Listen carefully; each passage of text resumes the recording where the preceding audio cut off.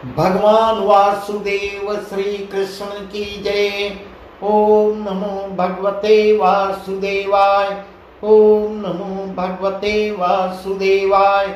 श्री कृष्ण गोविंद हरे मुरारी, हे नाथ नारायण वासुदेव। श्री कृष्ण गोविंद हरे मुरारी, हे नाथ नारायण वासुदेव। राधे कृष्ण राधे कृष्ण राधे कृष्ण राधे कृष्ण। द्वारकानाथ की जय, केशव की जय, माधव की जय, राधा रानी की जय। आज का प्रसंग है, श्री सुखदेव जी राजा परीक्षित को भागवत कथा सुना रहे हैं। वही प्रसंग हम आपको सुना रहे हैं। आज का प्रसंग है, इस प्रकार उषा अनिरुद्ध का विवाह होगा। उषा अनिरुद्ध जो भगवान वासुदेव श्री कृष्ण के नाती हैं, अपनी सहेली द्वारा उनका अपहरण करवाती है और उनसे विवाह करना चाहती है। मां पार्वती के दिए हुए वचन के अनुसार जो स्वप्न में जिसको देखेगी वही उसका पति होगा। तो स्वप्न में उनको अनिरुद्ध जी को देखती है, इसलिए उनका अपहरण करवाई है। वही प्रसंग उसकी आगे का प्रसंग। इस प्रकार उषा जो है बाणासुर की बेटी है। बाणासुर जब देखता है उषा को अनिरुद्ध के साथ, तब अनिरुद्ध को मारने का प्रयास करता है। दोनों के बीच में लड़ाई होती है। अनिरुद्ध को जब जीत नहीं पाता, देखता है यह अजय हैं, तो कर छल बल लगा के उनको नाग फांस में बंधक बनाता है। इस प्रकार वही सुखदेव जी कह रहे हैं, हे राजन, अब अनिरुद्ध को बंधे बंधे 4 महीने हो गए। 4 महीने से अनिरुद्ध जी को बंधक बनाया हुआ है। तब नारद मुनि द्वारकापुरी को जाते हैं। वहां क्या देखते हैं कि सब यादव महा उदास, मन मलिन, तन छीन हो रहे हैं। श्री कृष्ण बलराम जी उनके बीच में बैठे अचिंता कर रहे हैं।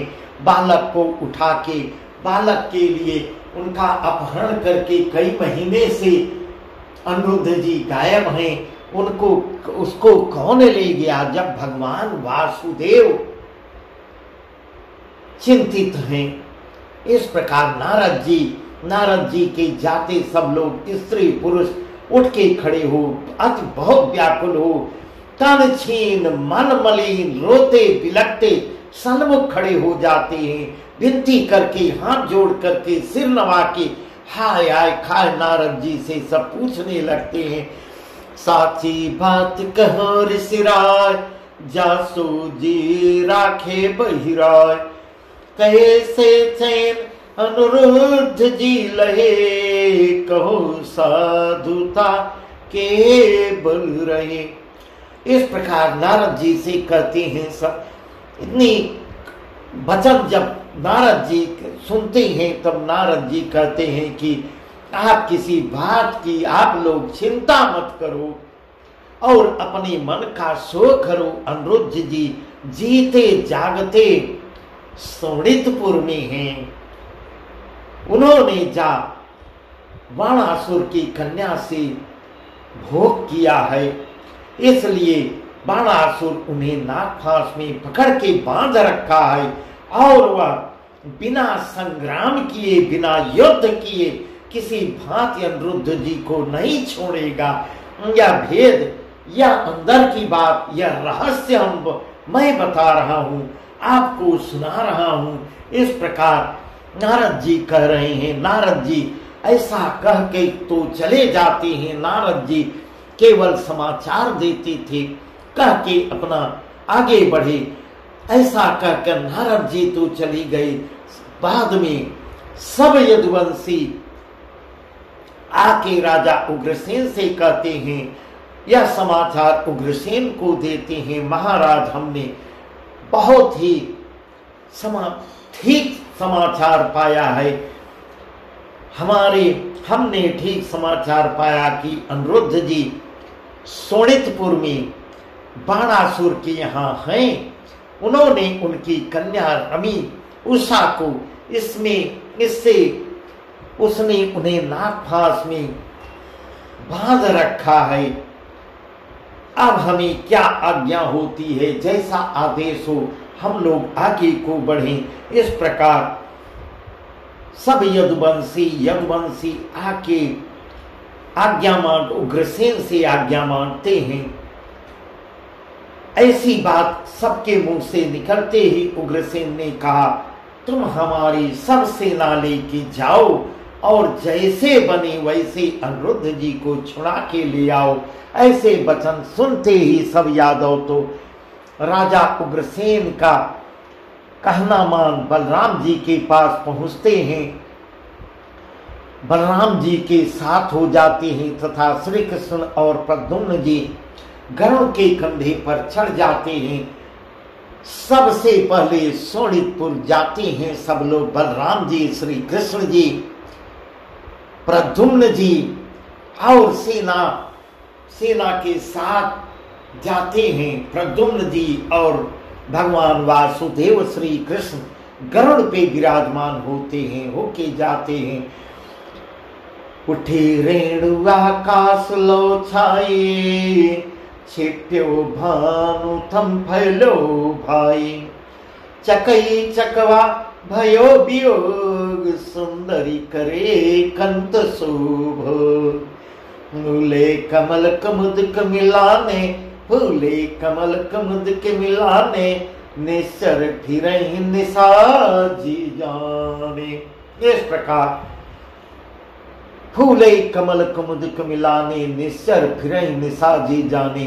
इस प्रकार सुखदेव जी कह रहे हैं, महाराज जिस समय बलराम जी 12 अक्षौणी सेना के लेकर बलराम जी क्रोधित होकर चलते हैं और धूमधाम से उसके गढ़गढ़ी कोट को तोड़ते हुए नगर को उजाड़ते हुए जा रहे हैं, देश उजाड़ते हुए शोणितपुर को पहुंचते हैं और श्री कृष्ण प्रद्युम्न जी भी उसी समय पहुंच जाते हैं। उस समय किसी ने कोई भयभीत होकर घबरा के हाथ जोड़कर सिर नवा के बाणासुर से आके उसका दूत आके यह बात बताता है कि महाराज कृष्ण बलराम अपनी सेना लेकर चढ़ आए हैं और उन्होंने हमारे देश में गढ़गढ़ी कोट सब उजाड़ दिया है, बड़ी बड़ी किलों को ढहा दिया है, नगर को चारों ओर से घेर लिया है। अब क्या आज्ञाएं आप देते हैं? इतनी बात जब बाणासुर सुनता है तो महाक्रोध कर अपने बड़े बड़े राक्षसों को बुलाता है, बोलता है तुम दल लेके जाओ नगर के बाहर जाके कृष्ण बलराम के सन्मुख खड़े हो, पीछे से मैं भी आता हूं। या आज्ञा पाते ही वह असुर बात ही बात में 12 अक्षौणी सेना ले श्री कृष्ण बलराम के सन्मुख लड़ने के लिए जाता है, अस्त्र शस्त्र लिए खड़ा होता है उनके पीछे। इस प्रकार सुखदेव जी बता रहे हैं, उनके पीछे श्री महादेव जी का भजन सुमिरन कर बहुत बाणासुर देव के देव महादेव का बहुत बड़ा भक्त था और वह नित्य प्रतिदिन श्री महादेव जी का भजन सुमिरन करता था। इस प्रकार उस दिन भी महादेव जी का भजन सुमिरन कर बाणासुर भी आके सन्मुख आके उपस्थित होता है। सुखदेव जी कह रहे हैं, हे राजन, ध्यान बाणासुर जैसे ध्यान ही करता है, शिव जी का आसन डोलने लगा, ऐसी भगवान शिव की स्तुति करता था, एकदम शिव को प्रसन्न कर लिया था। जैसे पूजा स्तुति करता था, शिव का आसन हिलने लगता था और ध्यान धर जाना कि मेरे, तब भगवान महादेव भी जान जाते हैं कि मेरा भक्त जो है संकट में है। इस प्रकार उसके ऊपर कौन सा संकट आया हुआ है यह महादेव जान जाते हैं। ऐसा इस समय चलकर उसकी चिंता हमको मिटानी चाहिए, क्योंकि भगवान महादेव उसको उसके नगर की रक्षा करने का वचन भी दिए हुए हैं।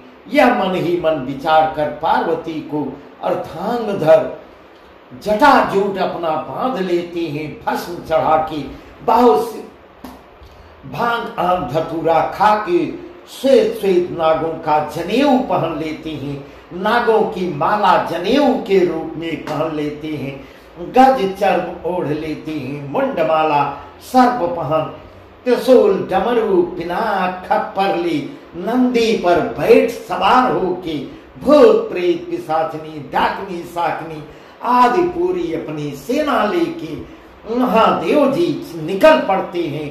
थोड़ी देर में शिव जी अपनी सेना ले वहां पहुंचते हैं जहां असुर दल लिए बाणासुर खड़ा था। बाणासुर की रक्षा के लिए करने के लिए भगवान महादेव भी आ जाते हैं हर को। तब भगवान महादेव को देखते ही बाणासुर हर्षित हो जाता है और बोलता है, हे कृपा सिंधु आप बिना मेरी सुध कौन लेगा। इस प्रकार महादेव जी से कहता है, तेज तुम्हारा इनको दहे, यादव कुल अब कैसे रहे। तेज तुम्हारा इनको दहे, यादव कुल अब कैसे रहे। इस प्रकार कहता है, महाराज इस समय धर्म युद्ध करो, इस समय धर्म युद्ध करो और एक एक के सम्मुख हो लड़ो।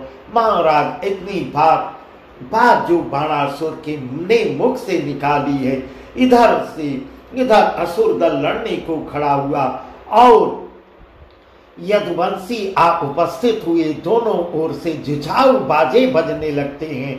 शूरवीर योद्धा अस्त्र शस्त्र सजाने और अधीर नपुंसक कायर खेत छोड़ कर, जो कायर थे नपुंसक थे, घर द्वार छोड़ के भाग जाते हैं, जी को लेके भागने लगते हैं। उस समय का वर्णन जो है, उस काल महाकाल स्वरूप शिव जी श्री कृष्णचंद्र जी के सन्मुख बाणासुर बलराम जी के से युद्ध करने के लिए सामने आ जाते हैं। इस प्रकार ऐसा वर्णन कर रहे हैं। महादेव जी श्री कृष्ण के सामने और बलराम जी बाणासुर के सामने आ जाते हैं। स्कंद जो है, जो बाणासुर का पुत्र था, वह प्रद्युम्न के सामने खड़ा होकर लड़ने के लिए आ जाता है और इस तरह से एक अपने जोड़ के सामने खड़े हो जाते हैं। दोनों ओर से अस्त्र शस्त्र चलने लगते हैं। धनुष पिनाक महादेव जी के हाथ में, इधर सारंग धनुष लिए यदुनाथ शिव जी ने ब्रह्म बाण चलाया है।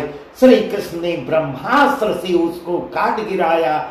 फिर रुद्र ने चलाई महाबयार, हरि ने दीनी ठार। इस प्रकार की ऐसी लड़ाइयां हो रही हैं।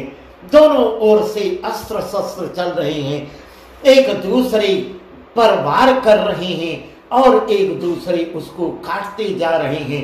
फिर महादेव जी ने अग्नि प्रकट कर दी। वह मुरारी ने बादलों को वर्षा करा के बुझा देते हैं और एक महाज्वाला उपजाई है, सो शिव दल में छा जाती है। उसने दाढ़ी मुंह जला दिया है। इस प्रकार ऐसा वर्णन कर रहे हैं। जब असुर दल इस प्रकार श्री कृष्ण ने महाज्वाला उपजाई, जाके शिव जी की दाढ़ी जला देता है और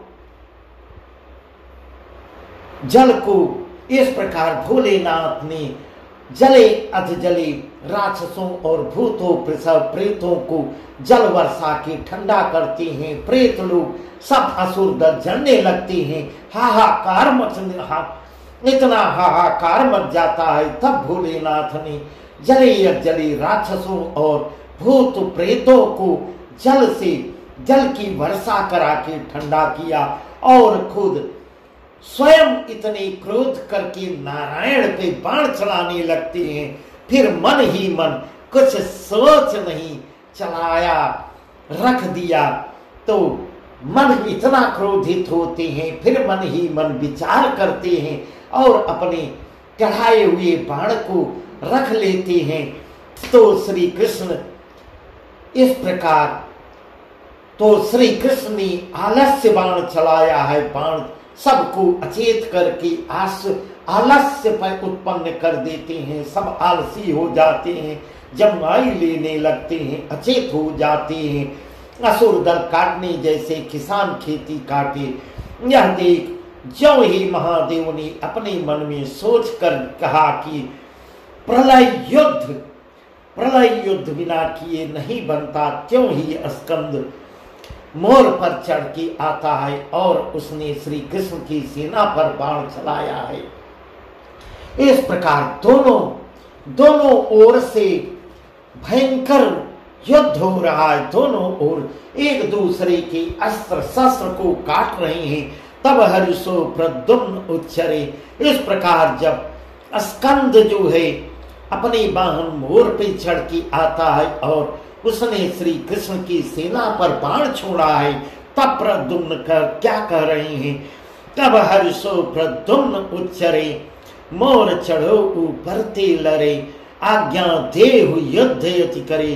इस प्रकार भगवान वासुदेव से प्रद्युम्न जी आज्ञा मांगते हैं, आज्ञा देहु युद्ध अति करे, मारो अभय भूमि गिर परे। इस प्रकार आप आज्ञा दीजिए, मैं इसको अभी मार के खत्म कर देता हूँ, युद्ध को समाप्त कर देता हूँ। ऐसी बात के सुनते ही प्रभु ने आज्ञा दी। प्रद्युम्न ने एक बाण मारा जो जा मोर को लगा, तब स्कंद जाके नीचे गिर पड़ता है। यही सब बहुत ही सुंदर प्रसंग है, बहुत घमासान दोनों तरफ से लड़ाइयां हो रही हैं। इस प्रकार ऐसा जब स्कंद गिर जाता है, बाणासुर अति क्रोधित होता है, अपने पुत्र को गिरा हुआ देखकर बहुत ही कुपित होता है। 500 धनुष एक साथ चढ़ाता है, एक धनुष पर 2-2 बाण रख कर लगा में जल की वर्षा कराने। और श्री कृष्ण जी भी बीच ही बीच में जैसे ही चढ़ाता था, वासुदेव श्री कृष्ण बीच में ही उसको काट देते थे। उस काल महाराज घावों से लहू की धारा पिचकारियां इस प्रकार ऐसे कह रहे हैं, लहू इस प्रकार से बह रहा था जैसे पिचकारियां चलती हैं। दोनों ओर से खूनों की होली हो रही है, होली हो रही है। इससे लड़ते लड़ते बहुत दिन बीत जाते हैं, बहुत समय बीत जाते हैं। श्री कृष्ण जी ने एक ऐसा बाण मारा कि उसके रथ का सारथी उड़ गया और घोड़े भड़क जाते हैं। रथवान के मरते ही बाणासुर भी रथ छोड़ के भागने लगता है बाणासुर। तब श्री कृष्ण जी उसका पीछा कर लेते हैं।